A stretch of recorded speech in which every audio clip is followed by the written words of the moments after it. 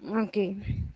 जैसे जो हमारा स्ट्रेस है, यानी कि जो फोर्स है, ठीक है, तो फोर्स पर यूनिट एरिया उसको हम स्ट्रेस बोलते हैं। और मेनली दो टाइप के फोर्सेस होते हैं हमारे पास। एक तो बॉडी फोर्स,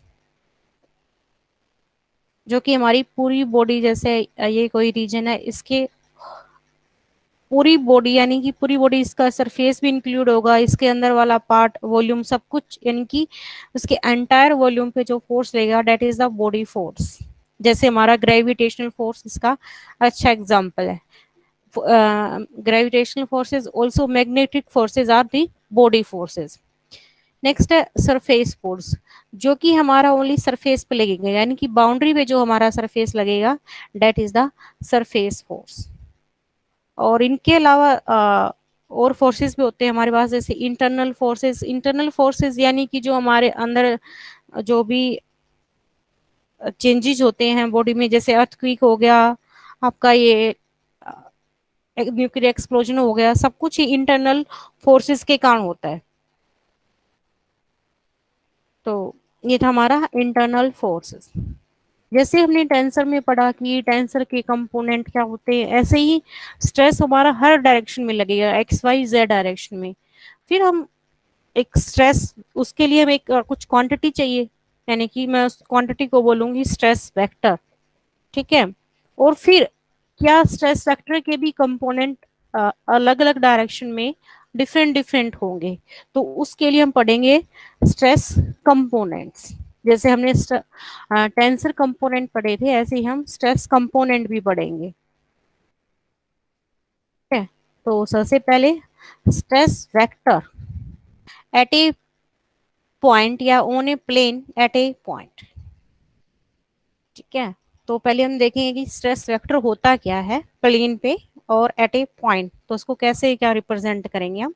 तो लेट अस कंसीडर, जैसे अब पहले ही बताया था मैंने, जो भी हम यहाँ पे बॉडी कंसीडर करने वाले हैं, सारी हम इलास्टिक बॉडी कंसीडर करेंगे। यस। मैम अपनी स्क्रीन जूम कर लो अपनी साइड से आप थोड़ा। ओके।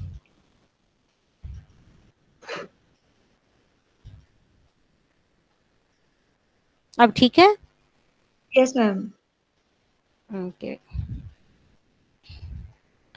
तो जैसे एक हमने इलास्टिक बॉडी कंसीडर की इक्विलिब्रियम में, यानी कि इक्विलिब्रियम मतलब होता है हमारा दो, जैसे ये कोई बॉडी है, इस पे हर डायरेक्शन में जो फोर्स है वो इक्वल फोर्स लग रहा है, यानी कि ये स्टडी स्टेट में है, यूनिफॉर्म स्टेट में यहाँ पे। तो हर डायरेक्शन में जो फोर्स, यानी नेट फोर्स हमारा जीरो हो रहा है, तो वो होती है हमारी equilibrium under the action of A system of external forces. एक हमने इलास्टिक बॉडी ले ली है, इक्विलिब्रियम पोजीशन में है जो, और ये हमारा जो फोर्स है जो हर एक डायरेक्शन में लग रहा है, ये हमारा कौन सा फोर्स है, एक्सटर्नल फोर्स।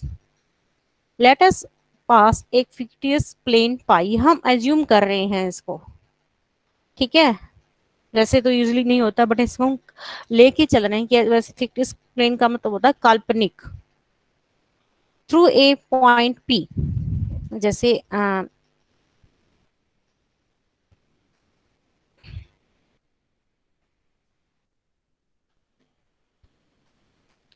ज्यादा जूम करने की ये प्रॉब्लम हो जाती है, वो ज्यादा आगे चला जाता है मेरा, जैसे यहाँ पे ना।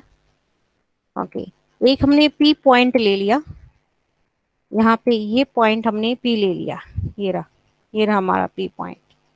और इस पॉइंट से हमारा ये जो प्लेन है, ये बॉडी है टोटली हमारी, और ये प्लेन हमने पाई बोल दिया, जो पाई प्लेन है हमारा वो इससे, इसके थ्रू पास हो रहा है। ठीक है। The body can be considered consisting of two part. तो ये जो प्लेन है इसको डिवाइड करेगा टू पार्ट में, ए और बी। हमने एक का नाम रख लिया ए, एक का नाम रख लिया बी। तो ये देखिए, जो ए पे जो फोर्स की जो एक्सटर्नल फोर्स लग रहा है वो इस डायरेक्शन में लग रहा है, बी पे इस डायरेक्शन में लग रहा है। ठीक है। अब ये जो प्लेन है, तो इसका भी कुछ फोर्स लगेगा, यानी कि जो एक्स पे जो नोट एक्स पे जो ए पार्ट पे हमारा जो फोर्स होगा वो इस डायरेक्शन में होगा। तो ओवरऑल जो हमारा ए पार्ट है रहा वो इक्विलिब्रियम में ही रहेगा। ठीक है। सो ए और बी में डिवाइड हो गए and this part are welded contact at the interface by part A of the body is in equilibrium under the forces जो कि हमारे एक्सटर्नल फोर्सेस हैं and the effect of part B on the plane pi. तुम्हारा जो A है वो हमारा equilibrium में रहेगा। We assume that this fact is continuously distributed over the surface of intersection, ऐसे नहीं कि एक ही पॉइंट पे थ्रू आउट द रीजन लग रहा है हमारा ये, ठीक है, around the point P.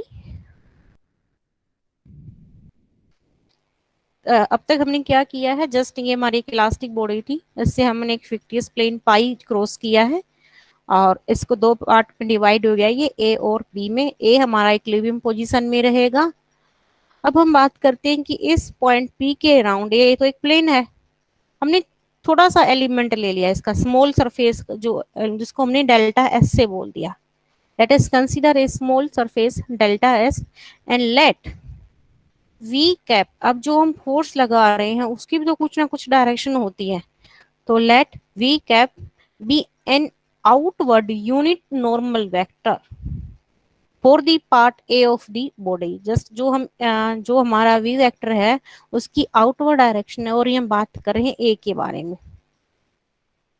The effect of part B on the small surface element can be reduces to a force Q. जो ये फोर्स लग रहा है, ठीक है, वो हमने मानना है वो फोर्स हमारा क्यू बार है। अभी बार क्यों लिखा, क्योंकि हमारी एक वेक्टर क्वांटिटी है and a vector couple C बार। सी बार हमारा ये है कि मान लो मैं, ये तो मेरा यूनिट वेक्टर ये वी है, बट यदि ये जो है, ये जो वेक्टर है हमारा ये सी बार है, ये जो वेक्टर है, ठीक है। ऐसे यदि आप जैसे किसी चीज को पुश करते हो, ऐसे जो ये लेंथ है ये हमारा ये लेंथ लेंथ तो हमारा जैसे वी वी कैप का मोड हो जाएगा, बट यहाँ पे ये जो है हमारा ये है वी कैप वेक्टर, और जो फोर्स लग रहा है डेट इज क्यू बार। ये हम लगा रहे हैं ओनली इस पार्ट पे, जो ये सरफेस एलिमेंट हमने लिया है delta S of the plane pi. Now let delta S shrink in मैम ये साइज। वेक्टर कपल क्या होता है, नहीं समझ क्या आया। सी कैप क्या है मैम ये? सी कैप, अब अभी जैसे मैंने बताया, मान लो आप ये फोर्स लगा रहे हो, ये जो यहाँ पे ये वी कैप है, ये वाला वी कैप है, ये वाला जो वेक्टर है उसको ही वी कैप बोल रखा है। ये तो समझ आ गया मैम कि पार्ट एक बी की साइड जो बार वाली साइड, पार्ट ए की साइड जो बार आउटवर्ड यूनिट नॉर्मल वेक्टर होगा वो वी कैप है, हम्म। और मतलब दूसरे पार्ट के कारण जो फोर्स लगेगा वो क्यू बार है। और ये नहीं, कपल दूसरे के कारण नहीं नहीं नहीं नहीं नहीं नहीं नहीं, फोर्स लग रहा है वो तो क्यू बार लग रहा है, वी तो यूनिट वेक्टर है, जिस डायरेक्शन में लग रहा फोर्स वो वी कैप है। वी फोर्स नहीं है, वी वेक्टर है, क्यू फोर्स है यहाँ पे, ठीक है। And a vector couple C bar. Now let, अभी आपको ये समझ में आएगा, कंप्लीट होने दो उसको एक बार। Now let delta S shrink in size, ये जो डेल्टा एस है टूवर्ड्स जीरो। अब हमने एक सरफेस लिया था, हमने छोटा सा पार्ट लिया था इसका, बट हम इसको एक, जो हमारा फोर्स लग रहा है वो एक पॉइंट पे लगेगा, ठीक है। तो हम इसको यदि मैं delta S tends to zero कर दूं तो हमें एक पॉइंट मिल जाएगा, एक डॉट मिल जाएगा towards zero in a manner such that point P always remain inside delta S। तो यदि मैं इसको चारों डायरेक्शन से ऐसे ऐसे करके इसको यदि श्रिंक करती हूँ तो डेल्टा एस हमारा जो पॉइंट पी हमारा रहेगा तो रीजन के अंदर ही, and v cap remain the normal vector, ठीक है। We assume that Q Q जो कि हमारा फोर्स था और डेल्टा एस जो कि हमारा स्मॉल सरफेस था, tends to a finite element limit, यानी कि ये force per unit area tends to a definite limit T bar से हम इसे डिनोट करेंगे। Obvious 3 dimension x1 x2 x3 component होंगे, एंड सी बार जिस वेक्टर के अराउंड ये लगा था यानी सी बार जैसे जो हमने लेंथ ली थी C bar over delta S that tends to 0 as delta s tends to 0 thus तो हमारी जो लिमिट है limit delta S tends to 0 लेने के बाद Q bar over delta S is equal to T and limit delta S tends to 0 C bar over delta S is 0। तो यहाँ पे जो हमारा टी बार होगा ये होगा हमारा surface force per unit area. इसको हम स्ट्रेस वेक्टर भी बोलते हैं या traction on the plane pi at point P. ये होता है हमारा सरफेस फोर्स या स्ट्रेस वेक्टर।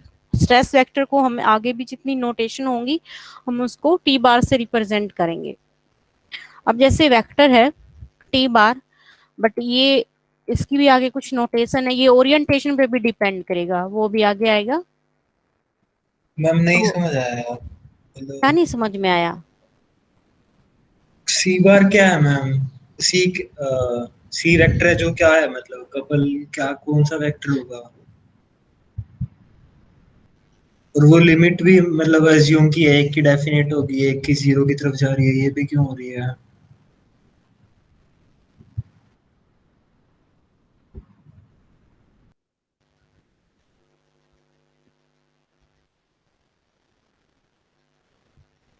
ये क्यू बार के कोरस्पॉन्डिंग जो हमारा फोर्स है उसके ये जो देखो वी कैप तो हमारा यूनिट आउटवर्ड नॉर्मल वेक्टर है, इतना तो समझ में आ गया होगा, ये क्लियर है। Yes ma'am. Q Q Q Q force है, यस क्यू मैम, ये फोर्स भी है, समझ आ गया। ठीक है। तो ये जो है ये जो लेंथ है ये वाली जो मैं कह रही हूँ ये वाली लेंथ इसको क्या बोलोगे? तो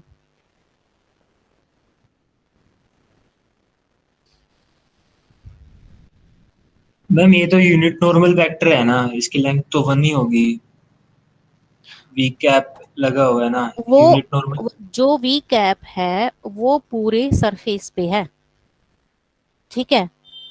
ऐसे भी नहीं कि यहाँ पे इसके ऊपर है, ये नहीं है, ये है पूरे सरफेस के ऊपर, ठीक है। वी कैप जो यूनिट आउटवर्ड नॉर्मल वेक्टर हम लेके चल रहे हैं for the part A of the body, ठीक है, क्लियर। फिर क्या कह रहे हैं हम, जो हमने फोर्स लगाया है यानी कि जो पार्ट बी के ऊपर, अब ये तो इक्विलिब्रियम में जो फोर्स लगेगा हमारा लगेगा बी के ऊपर, यानी कि इस साइड से ये फोर्स लग रहा है इस सरफेस एलिमेंट पे, ठीक है, उसको हम कह रहे हैं क्यू बार। चलो तो और ये वी कैप है हमारा, ये यूनिट नॉर्मल वेक्टर है ए के लिए, क्लियर। और जो वेक्टर सी है हमारा, ये जो वेक्टर सी है हमारा, सॉरी ये नोटेशन अलग अलग, ये जो ये वाला या तो इसको वी कैप मान लो आप या इसको मान लो, ये नीचे वाली जो एरो लगा रखी है ये हमारा सी बार, ये वाला, ये वाला। अब मान लो आप फोर्स लगाते भी हो, जैसे इंटरनल ये बॉडी ऐसे नहीं तो कि सीधा ही आपने फोर्स लगाया यहाँ पे लग गया, नहीं, थोड़ा सा आप डिस्टेंस कवर करोगे तब जाके लगेगा यहाँ पे, क्योंकि ये हमारा इन दी बॉडी के बीच में है बिल्कुल, ठीक है। और इसको बोल रखा हमने सी बार, वो किसके कोरस्पॉन्डिंग, क्यू बार के कोरस्पॉन्डिंग जो फोर्स है with this couple vector. V जो कैप है, वी कैप है जो वो पार्ट ए के लिए है, और जो हम सी बार ले रहे हैं वो बॉडी बी पे जो फोर्स लग रहा है that is Q bar along the vector couple C bar, ठीक है। ये भी फोर्स ही है मैम, कोई और मतलब? नहीं नहीं नहीं, सी बार फोर्स कैसे, ये तो वेक्टर है, तो क्या फोर्स है कैसे मैम, हो ये सकता क्या डिनोट कर रहा है मतलब? है? तो वेक्टर क्या होता है, ये जो है मैं ये कह रही हूँ ये चीज है, एक मिनट बताओ, मैं इसको नहीं सी मैम, बार ले, वो तो समझ आ गया कि वेक्टर है, अच्छा जैसे क्यूबा अच्छा, क्यू क्यू जो है वेक्टर है वो फोर्स को डिनोट कर रहा है मतलब। इसका हाँ ही कपल है सी, क्या सी बार? हाँ तो ठीक ये है। ये क्या डिनोट कर रहा है मतलब, वो पूछ रहा हूँ मैं। अब एक बात था, तो फोर्स लगाता है कि रेंडमली कहीं तो नहीं लगा देगा ना कुछ तो डायरेक्शन होगी ना, या चारों डायरेक्शन से सेम होगा? डायरेक्शन से सेम भी होगा तो कोई ना कोई तो तुझे पाथ लेना पड़ेगा ना, वो पाथ यहाँ पे है वो है सी बार, और ये है पार्ट बी के लिए। कंफ्यूज मत हो, ये ए के लिए नहीं है, ये बी के लिए हम लेके चल रहे हैं। ए के लिए हमारे पास अलग से यूनिट वो नॉर्मल वेक्टर है वी कैप। यहाँ पे जिस पाथ के अलोंग हमारा जो फोर्स लग रहा है वो फोर्स है क्या, वो बार, और जो पाथ है हमारा, जो पाथ की जो लेंथ है जो इसको रिप्रेजेंट कर रहा वो हमारा यहाँ पे सी बार है। ठीक है। अच्छा। हाँ,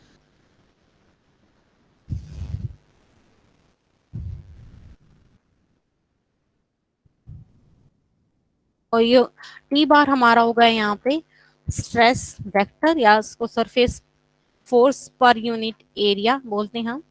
ये आगे ध्यान रखना, ये स्ट्रेस वेक्टर की जो नोटेशन है, वैसे तो हमारा टी होता है बट वेक्टर के कारण हमारा टी बार आ गया। इसकी आगे और भी नोटेशंस आएंगी, तो थ्रू आउट जो आपको ध्यान रखनी है, यहाँ से अपना बेसिक एक बार अच्छे से देख लेना।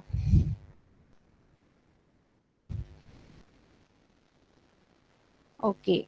Forces acting over the surface of a body are never idealized point forces.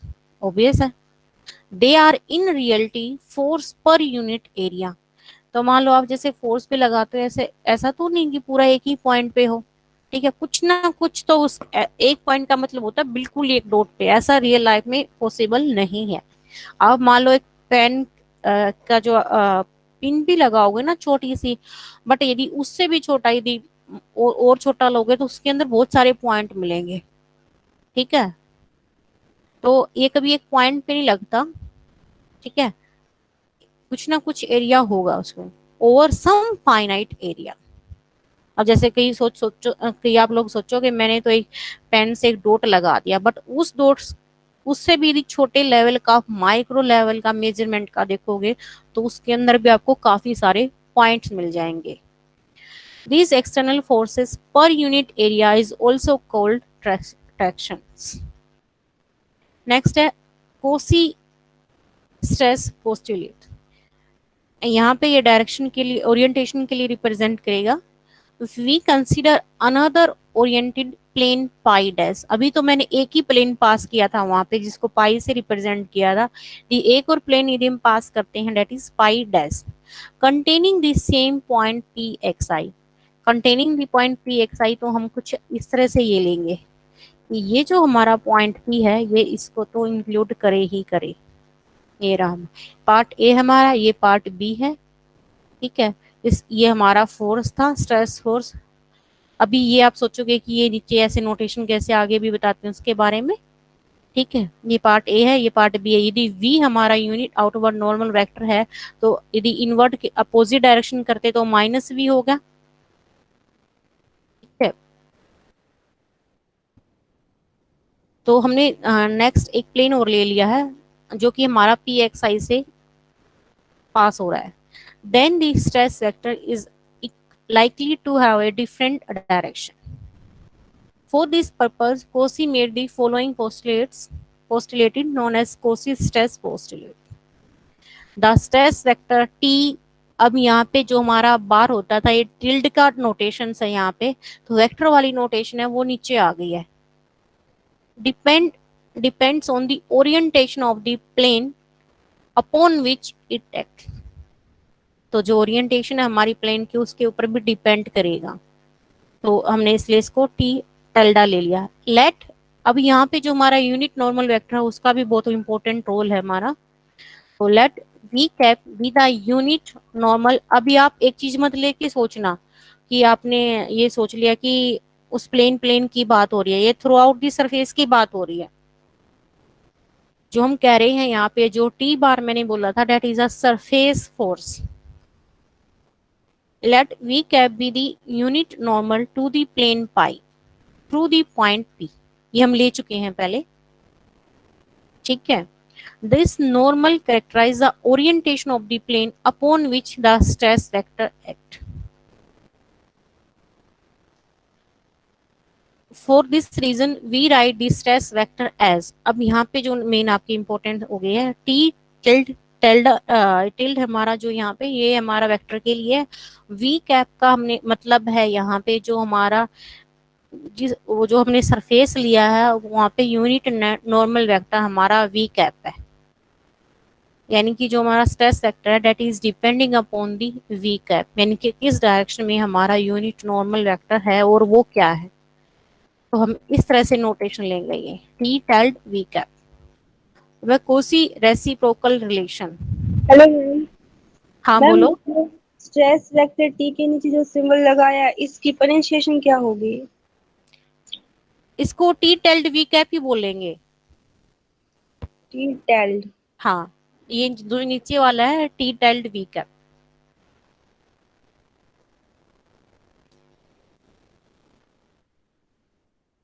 तो नेक्स्ट हमारा कोसी रेसिप्रोकल रिलेशन। तो जैसे हमने when the plane pi is interior of the elastic body the normal v cap has two possible direction। v cap की inward भी हो सकती है, आउटवर्ड भी हो सकती है। इन ऑब्वियस है, एक वर्ड से आउटवर्ड है तो दूसरी वर्ड से इनवर्ड होगी, ठीक है, तो अपोजिट होगी एक दूसरे की। Has to possible direction that are opposite to each other. मान लो इसके लिए इस डायरेक्शन में है तो दूसरे के लिए वो उस डायरेक्शन में होगा। और क्यों क्यों होगा, कोई बता सकता है यहाँ पे?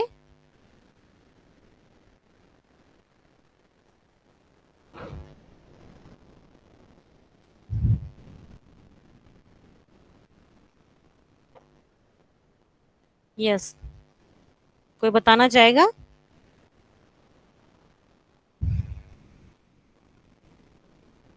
देखो, एक तो फोर्स की हमारी यहाँ पे जो स्टार्टिंग में दिया गया था कि जो हमारी इलास्टिक बॉडी है वो इक्विलिब्रियम पोजीशन में रहेगी, यदि एक साइड से आउटवर्ड तो दूसरी साइड से इनवर्ड जरूर होगी। तो तभी तो हमारी बॉडी स्टेबल स्टेट में रहेगी। आवाज आ रही है भाई? हेलो? यस मैम, आ रही है। हाँ तो बता दिया करो ना मुझे तो। यस मैम, आ कोमल, रही है। हाँ तो बता दिया करो बीच में, ठीक है। Okay, for a chosen v cap, the stress vector T tilde v cap is interpreted as the internal surface force per unit area acting on the plane pi due to the T बार यहाँ पे था हमारा जो था body force था ना, no no not body force, that is a surface force.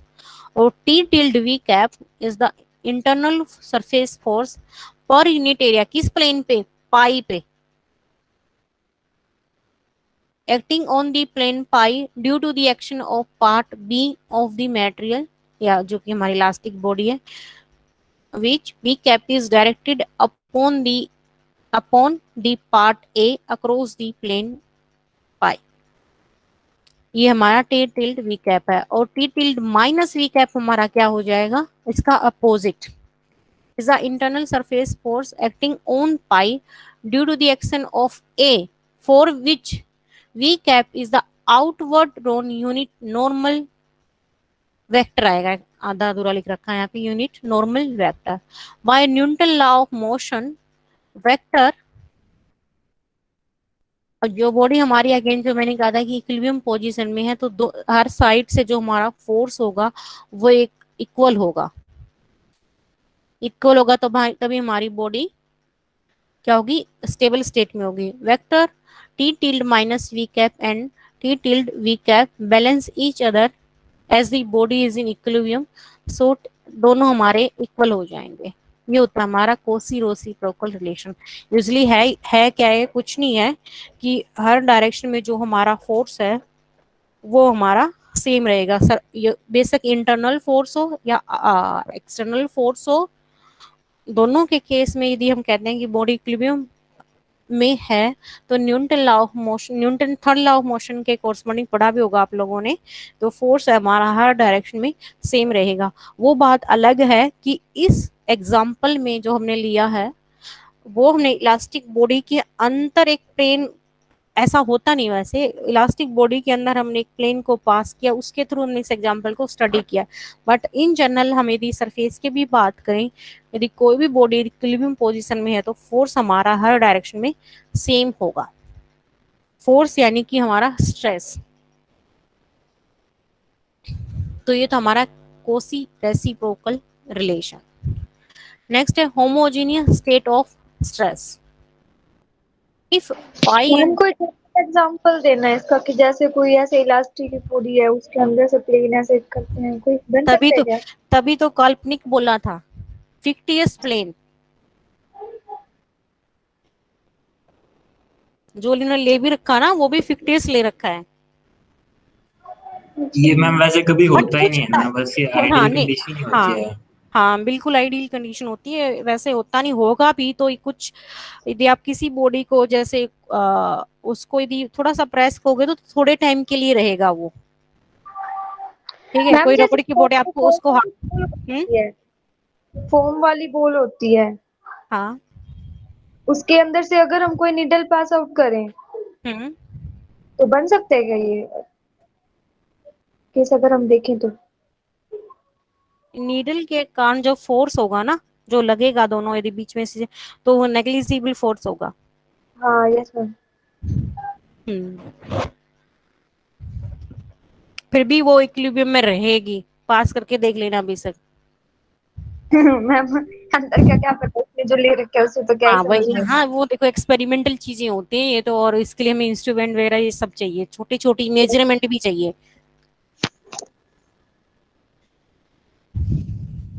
Ma'am ये Newton's law की तरह ही नहीं है क्या कि to every action there is equal and opposite reaction? Opposite, हाँ वही तो बोला था, Newton third law of motion, यही तो है, या कुछ और होता है?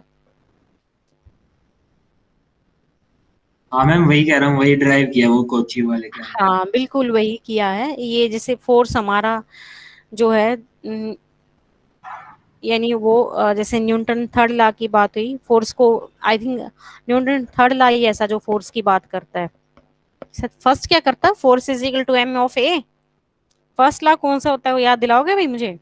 याद नहीं, मैं 12th में पढ़ा था, 11th 12th उसके बाद हाथ ही नहीं लगाया फिजिक्स को। अच्छा तीनों याद करना है इसके, ठीक है, तीनों लॉ। ओके, नेक्स्ट है homogeneous state of stress. If pi and pi dash are any two parallel planes through any two points, हमें पॉइंट हमने अलग अलग ले लिए हैं, P and P dash of a continuous elastic body, and if all stress, if the stress vector on pi at P is equal to the stress on pi dash at P dash, then the state of stress in the body is said to be homogeneous state.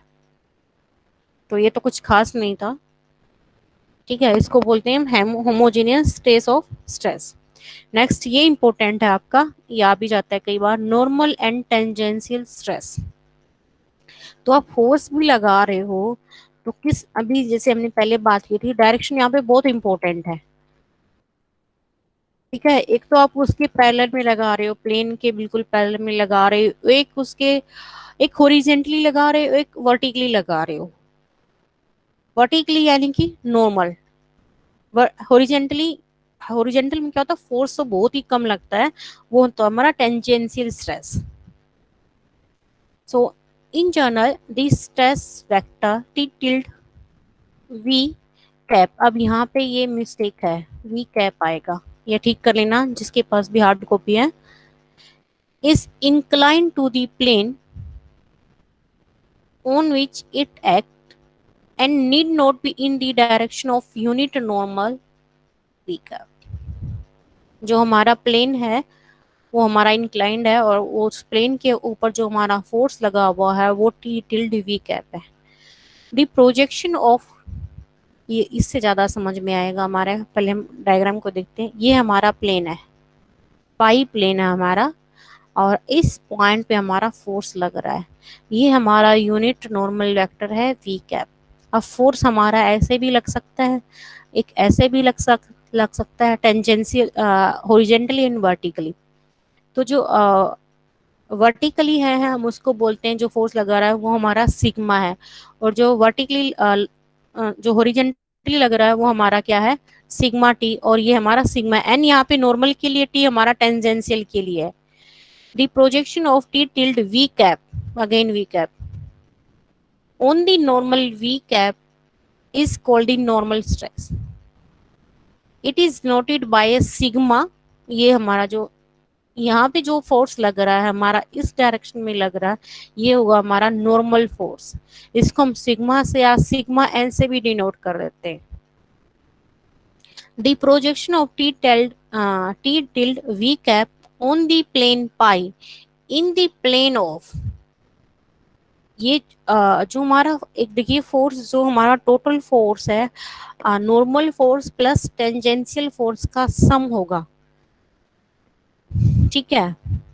तो ये जो हमारा force है इसके round लगेगा हमारा, वो लगेगा हमारा सिग्मा टी। सिग्मा टी यानी कि हम सिग्मा फोर्स के लिए यूज कर रहे हैं, टी हमारा टेंजेंशियल के लिए यूज कर रहे हैं, और इसको टाउ से भी बोल रहे हैं, ठीक है। तो जो in plane of this and this, जो इसके बीच में जो फोर्स लगेगा हमारा, that is the tangential force. जो मैंने बताया कि टी टिल्ड वी कैप किसके इक्वल होगा, टी टिल्ड वी कैप। तो टी टिल्ड वी कैप दोनों का हमारा सम होगा, यानी कि sorry equal to sigma plus tau लिख लेते हैं हम, और सिग्मा हमारा किसके इक्वल होगा, sigma is equal to sigma N, जो हमारा वेक्टर है, स्ट्रेस वेक्टर है, उसकी मल्टी डॉट प्रोडक्ट हम वी कैप के लिए साथ ले लें, तो हमारा ये हो गया T tilde we cap dot of v. हम बोल रहे हैं कि जो फोर्स हमारा नॉर्मल डायरेक्शन में लग रहा है, that is the normal force. तो हमने इन दोनों की डॉट प्रोडक्ट ले ली। अब हमने लेना है कि इन इन दिस प्लेन या इसके पैरेलल, तो टाउ इज इक्वल टू, यानी कि जो हमारा टेंजेंशियल फोर्स है that is tau is equal to sigma T, T tilde we cap dot of T. तो ये हमारा टी के लिए था। तो जो टी टेल्ड हमारा स्केयर है इसका, ये वाला जो है हमारा सिग्मा एन का स्केयर प्लस सिग्मा टी का स्केयर, वह T cap is unit vector normal to V cap, ठीक है। ध्यान रखिए यहाँ पे जो वी कैप हमारा वेक्टर है वो यूनिट नॉर्मल वेक्टर है हमारा प्लेन पाई के ऊपर, यानी कि एट द पॉइंट पी के ऊपर, और जो टी कैप है हमारा वो वी कैप के नॉर्मल है, and lies in the plane pi, obvious है यहाँ पे प्लेन आएगा, ठीक है। तो ये पैरेलल होंगे तभी होगा ना। So a stress in the direction of the outward normal is positive, यदि आउटवर्ड डायरेक्शन में है तो सिग्मा हमारा पॉजिटिव होगा, and it is called tensile stress. अब यहाँ से प्रेशर की बात भी आएगी। ए स्ट्रेस इन दी, और इसके अपोजिट डायरेक्शन में जो यदि लगा रहे हैं हम इनवर्ड, यानी कि वो हमारा होगा कंप्रेसिबल स्ट्रेस। अभी किसी चीज को मुझे बड़ा करना है या छोटा करना, छोटा यानी कि उसको कंप्रेस करना, तो सिग्मा की वैल्यू लेस देन 0, यानी कि जो फोर्स है हम इनवर्ड डायरेक्शन में। अब बोले जैसे आप उसको चारों ओर से दबाओगे, ठीक है, रबड़ की बोल ले लो, जैसे अभी कोमल जो ले रही थी सुई पास करने वाली, उसको यदि मैं चारों साइड से कंप्रेस करती हूँ, ठीक है, यानी कि जो मेरा फोर्स लग रहा है वो इनवर्ड डायरेक्शन में लग रहा है। यानी कि देखो ज्यादा तो कंप्रेस, कई चीजें हो सकती हैं कि जैसे रबड़ के खिलौने होते हैं वो तो ज्यादा कंप्रेस हो जाते हैं, कुछ चीजें बहुत ही कम होती हैं, जैसे बॉल का आप देखोगे तो थोड़ी बहुत ही कम होगी, नई बॉल तो बिल्कुल ही होगी, पुरानी हो सकती है कि जो ज्यादा हमने यूज कर रखी है वो ज्यादा हो जाए। तो यानी कि फोर्स हमारा जो है वो अंदर की तरफ लग रहा है, यानी कि बॉडी को हम कंप्रेस कर सकते हैं, और वो हमारा प्रेशर भी होता है। और इसके अलावा यदि हमने उसको एक्सटेंड करना, बढ़ाना उन चीजों को, उस केस में हमारा टेंसाइल होता है। सो ये था हमारा नॉर्मल एंड टेंजेंशियल स्ट्रेस। इसके बारे में और भी पढ़ते हैं। इफ सिग्मा इज 0, यानी कि हमारे पास जो नॉर्मल फोर्स है वो 0 है। नॉर्मल फोर्स 0 होने का मतलब हमारी ये 0 होगी, यानी कि जो स्ट्रेस वेक्टर है हमारा, देखो A dot B is equal to 0, यानी कि उन दोनों के बीच क्या होना, एंगल कितना होगा, 90 का। तो यानी कि T tilde we cap is perpendicular to V cap. तो इस केस में हमारा नॉर्मल फोर्स तो हमारा 0 हो गया, नॉर्मल डायरेक्शन में हमारा कोई फोर्स नहीं है, तो फोर्स कौन सा बच गया हमारे, यानी कि उसके टेंजेंशियल जो फोर्स बच गया, तो वो था हमारा प्योर टेंजेंशियल स्ट्रेस।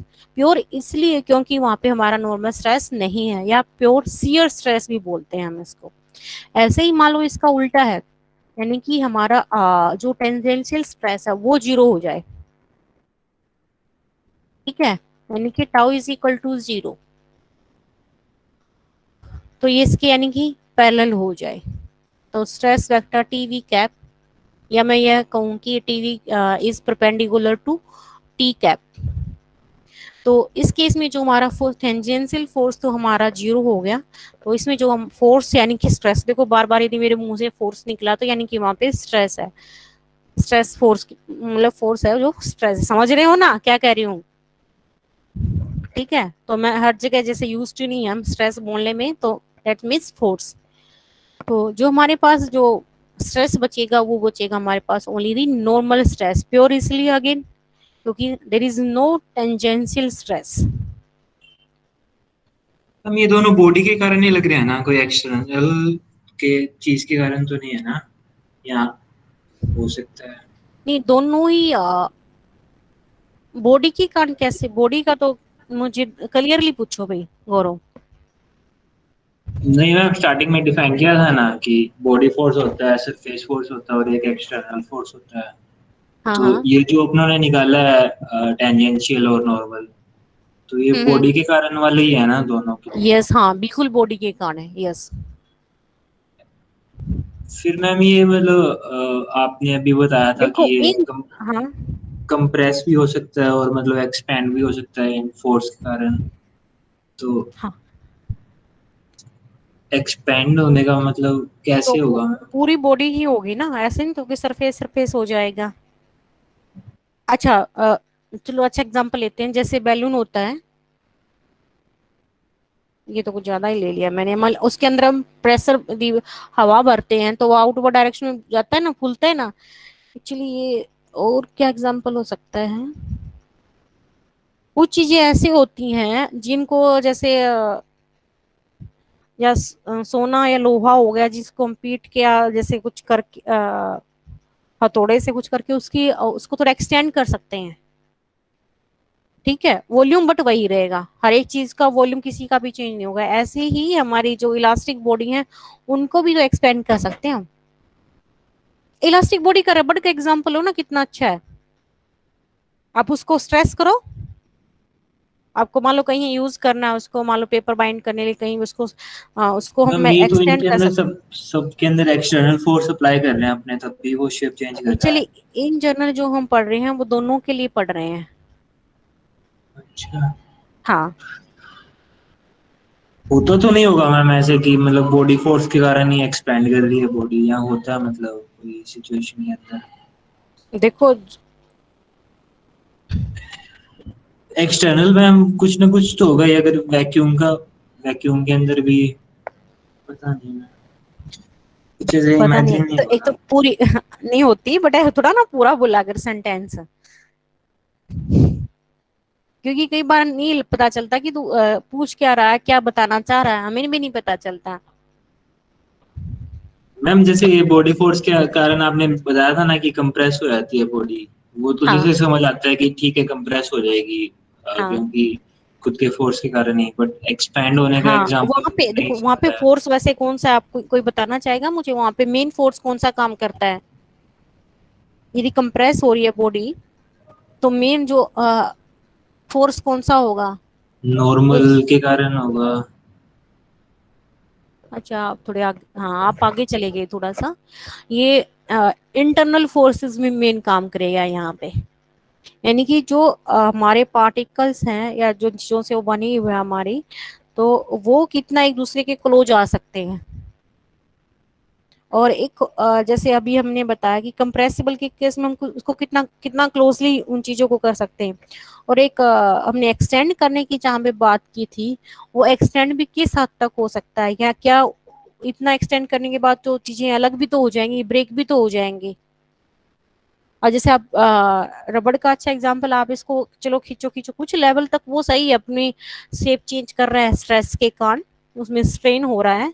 बट कुछ यदि उसको आप और ज्यादा जैसे करते हो तो कई बार टूट भी जाता है। यानी कि जो उनके अंदर जो जिस चीज से बना है उनके पार्टिकल का या जो भी उनका डिस्टेंस कितना है वो भी मेंटेन, वो भी इंपॉर्टेंट है यहाँ पे। उसमें क्या आएगा? उसमें आएगा इंटरनल फोर्स। तो सरफेस फोर्स हो या बॉडी फोर्स हो कुछ भी हो, बट इंटरनल फोर्सेस हमेशा वहां पे रहेगा। बट अभी जैसे गौरव आप पूछ रहे हो, जो मेन यहाँ पे जो काम कर रहा है वो सरफेस फोर्स कर रहा है, बॉडी फोर्स का कम रोल है यहाँ पे। अभी मैं गौरव ने से क्वेश्चन पूछा, हम सरफेस फोर्स की ज्यादा बात कर रहे हैं यहाँ पे, ठीक है। सरफेस फोर्स की इसलिए क्योंकि जो जितनी भी हम बॉडी ले रही हैं वो हमारी इलास्टिक बॉडी है, तो वहां पे बॉडी फोर्स बहुत ही कम होगा हमारा। हाँ, लेके चलेंगे बट बहुत ही कम होगा। मैम ये उसमें कहाँ पर है, लोकनाथ देवनाथ के अंदर चैप्टर ये स्ट्रेस वाला मिला ही नहीं, कौन सा चैप्टर है अगर आपने उससे किया तो? शायद उसमें 8। इंडेक्स भी नहीं मिली उसकी, अल्लाह, मतलब और उसमें इंडेक्स। क्या करना, ये दिख रही है मेरी स्क्रीन, दिख रही है ना, यहाँ पे जाके सर्च कर लेना स्ट्रेस के नाम से, आई थिंक चैप्टर 8 है वहां पे। अच्छा ओके मैम। हाँ ठीक है।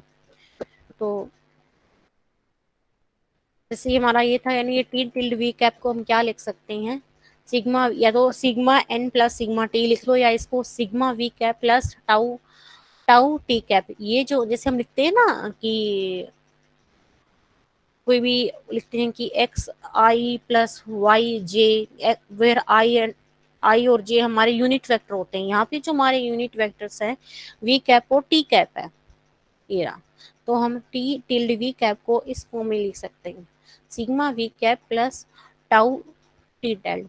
अब हमने यहाँ से निकाली है टाउ की वैल्यू, दोनों साइड स्केयर रूट करोगे आपका इसका स्केयर आएगा, इसका स्केयर करोगे इसका स्केयर तो 1 ही होगा, इसका मोड लोगे क्योंकि ये हमारा यूनिट वेक्टर है, उनका हमारा 1 होगा। तो यहाँ से हमने टी की नोट टी टाउ की हम वैल्यू निकाल सकते हैं, टाउ की भी एज वेल एज हम सिग्मा की भी वैल्यू निकाल सकते हैं, ठीक है। ओके, तो आज के लिए इतना ही, एक बार इसको पढ़ के देखो, ठीक है। कहीं और से भी आप एनपीटीएल पे, सॉरी ये लेक्चर नहीं मिले मुझे, एक मैं वहां से ही देना चाह रही थी तुम्हें, ठीक है। आज आज का मतलब, और तो नहीं, बाकी तो ठीक ही है, तो वो मुझे वहां पे मिला नहीं इतना। और आप एक बार ये सारा पढ़ के देखना, बाकी कल डिस्कस करते हैं, ठीक है। बट ये बेसिक वाला जरूर पढ़ के देखना। ओके भाई कोमल, चलो मेरी नेक्स्ट क्लास एक्चुअली, ठीक है, चलो बाय।